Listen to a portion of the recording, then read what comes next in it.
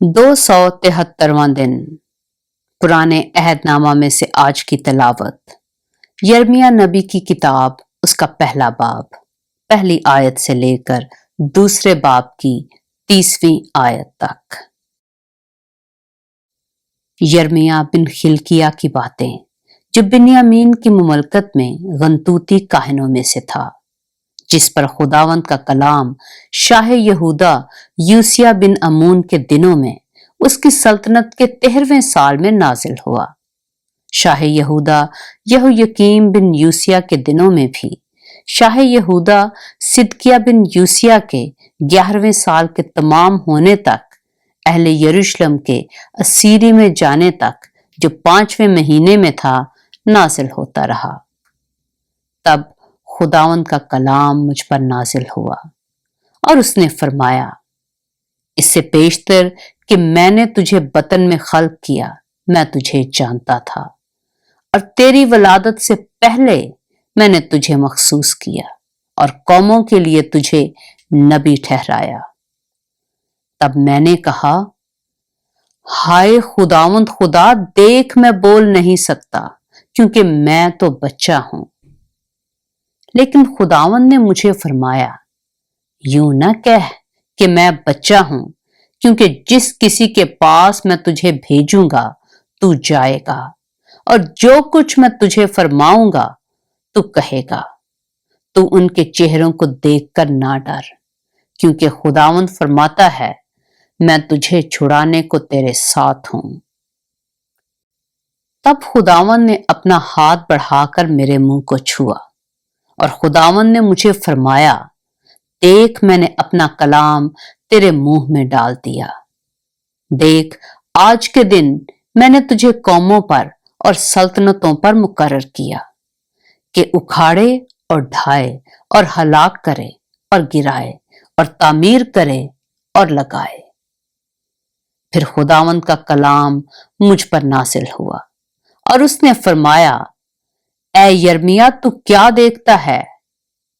میں نے عرض کی کہ بادام کے درخت کی ایک شاخ دیکھتا ہوں۔ اور خداوند نے مجھے فرمایا کہ تو نے خوب دیکھا، کیونکہ میں اپنے کلام کو پورا کرنے کے لیے بیدار رہتا ہوں۔ دوسری بار خداوند کا کلام مجھ پر نازل ہوا اور اس نے فرمایا، تو کیا دیکھتا ہے؟ میں نے عرض کی کہ ابلتی ہوئی دیگ دیکھتا ہوں، جس کا منہ شمال کی طرف سے ہے۔ تب خداوند نے مجھے فرمایا کہ شمال کی طرف سے اس ملک کے تمام باشندوں پر آفت آئے گی، کیونکہ خداوند فرماتا ہے، دیکھ میں شمال کی سلطنتوں کے تمام خاندانوں کو بلاؤں گا، اور وہ آئیں گے اور ہر ایک اپنا تخت یروشلم کے پھاٹکوں کے مدخل پر اور اس کی سب دیواروں کے گردا گرد اور یہودا کے تمام شہروں کے مقابل قائم کرے گا، اور میں ان کی ساری شرارت کے باعث ان پر فتویٰ دوں گا، کیونکہ انہوں نے مجھے ترک کیا اور غیر معبودوں کے سامنے لبان جلایا اور اپنی ہی دستکاری کو سجدہ کیا۔ اس لیے تو اپنی کمر کس کر اٹھ کھڑا ہو، اور جو کچھ میں تجھے فرماؤں ان سے کہہ، ان کے چہروں کو دیکھ کر نہ ڈر، ایسا نہ ہو کہ میں تجھے ان کے سامنے سراسیمہ کروں۔ کیونکہ دیکھ، میں آج کے دن تجھ کو اس تمام ملک اور یہودا کے بادشاہوں اور اس کے امیروں اور اس کے کاہنوں اور ملک کے لوگوں کے مقابل ایک فصیل دار شہر اور لوہے کا ستون اور پیتل کی دیوار بناتا ہوں، اور وہ تجھ سے لڑیں گے لیکن تجھ پر غالب نہ آئیں گے، کیونکہ خداوند فرماتا ہے، میں تجھے چھڑانے کو تیرے ساتھ ہوں۔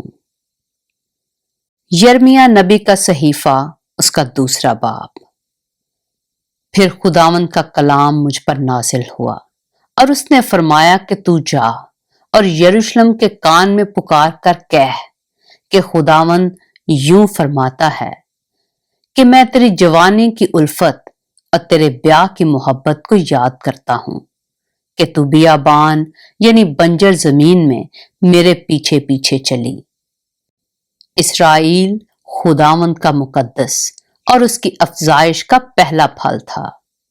खुदावंद फरमाता है, उसे निगलने वाले सब मुजरम ठहरेंगे, उन पर आफत आएगी। ए अहले याकूब और अहले इसराइल के सब खानदानों, खुदावंद का कलाम सुनो। खुदावंद यूं फरमाता है कि तुम्हारे बाप दादा ने मुझ में कौन सी बेइंसाफी पाई जिसके सबब से वो मुझसे दूर हो गए और बुतलान की पैरवी करके बातिल हुए।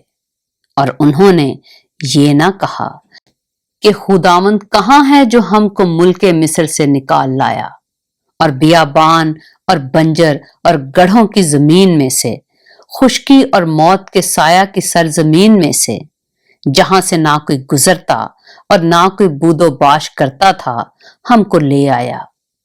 और मैं तुमको बागों वाली जमीन में लाया कि तुम उसके मेवे और उसके अच्छे फल खाओ। लेकिन जब तुम दाखिल हुए तो तुमने मेरी जमीन को नापाक कर दिया और मेरी मिरास को मकरूह बनाया। काहिनों ने ना कहा कि खुदावंद कहाँ है, और अहले शरीयत ने मुझे ना जाना, और चरवाहों ने मुझसे सरकशी की, और नबियों ने बाल के नाम से नबूवत की, और उन चीजों की पैरवी की जिनसे कुछ फायदा नहीं। इसलिए खुदावंद फरमाता है, मैं फिर तुमसे झगड़ूंगा और तुम्हारे बेटों के बेटों से झगड़ा करूंगा, क्योंकि पार गुजर कर कित्तीम के जजीरों में देखो और किदार में कासद भेज कर दरियाफ्त करो, और देखो कि ऐसी बात कहीं हुई है कि किसी कौम ने अपने माबूदों को, हालांकि वो खुदा नहीं, बदल डाला, पर मेरी कौम ने अपने जलाल को बेफायदा चीज से बदला। खुदावंद फरमाता है, ऐ आसमानों, इससे हैरान हो, शिद्दत से थरथराओ और बिल्कुल वीरान हो जाओ, क्योंकि मेरे लोगों ने दो बुराइयां की। उन्होंने मुझे आबे हयात के चश्मा को तर्क कर दिया और अपने लिए हौज खोदे हैं, शिकस्ता हौज जिनमें पानी नहीं ठहर सकता।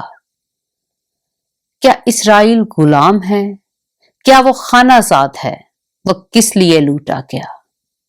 जवान शेर बब्बर उस पर गुर्राए और गरजे, और उन्होंने उसका मुल्क उजाड़ दिया। उसके शहर जल गए, वहां कोई बसने वाला ना रहा। बनी नूफ और बनी तहफनीस ने भी तेरी खोपड़ी फोड़ी। क्या तू खुद ही ये अपने ऊपर नहीं लाई कि तूने खुदावंद अपने खुदा को तर्क किया, जबकि वो तेरी राहबरी करता था?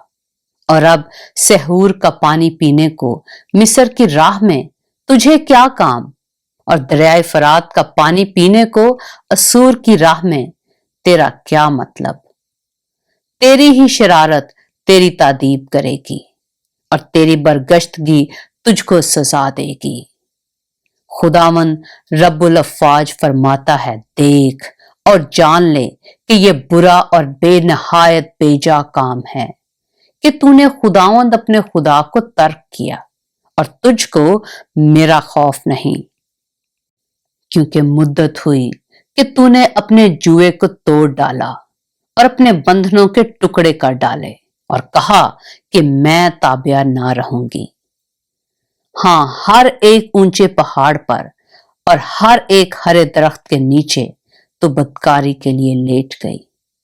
मैंने तो तुझे कामिल ताक लगाया और उम्दा बीज बोया था, फिर तू क्यों कर मेरे लिए बेहकीकत जंगली अंगूर का दरख्त हो गई। हर चंद तू अपने को सज्जी से धोए और बहुत सा साबुन इस्तेमाल करे, तो भी खुदावंद खुदा फरमाता है, तेरी शरारत का दाग मेरे हजूर अय्यां है। तू क्यों कर कहती है मैं नापाक नहीं हूं, मैंने बालीम की पैरवी नहीं की। वादी में अपनी रविश देख और जो कुछ तूने किया है मालूम कर। तू तेज रौ ऊंटनी की मानद है जो इधर उधर दौड़ती है, मादा गोरखर की मानद जो बियाबान की आदी है, जो शहवत के जोश में हवा को सूंघती है। उसकी मस्ती की हालत में कौन उसे रोक सकता है? उसके तालिब मांदा ना होंगे, उसकी मस्ती के अय्याम में वो उसे पा लेंगे। तू अपने पांव को बरहंगी से और अपने हल को प्यास से बचा, लेकिन तूने कहा कि कुछ उम्मीद नहीं, हरगिज नहीं, क्योंकि मैं बेगानों पर आशिक हूं और उन्हीं के पीछे जाऊंगी।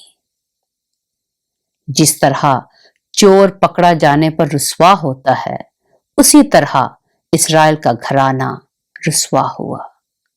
वो और उसके बादशाह और उमरा और काहिन और नबी, जो लकड़ी से कहते हैं कि तू मेरा बाप है, और पत्थर से कि तूने मुझे जन्म दिया, क्योंकि उन्होंने मेरी तरफ मुंह ना किया बल्कि पीठ की, और अपनी मुसीबत के वक्त वो कहेंगे कि उठकर हमको बचा। लेकिन तेरे बुत कहां हैं जिनको तूने अपने लिए बनाया? अगर वो तेरी मुसीबत के वक्त तुझे बचा सकते हैं तो उठें, क्योंकि ऐ यहूदा, जितने तेरे शहर हैं उतने ही तेरे माबूद हैं।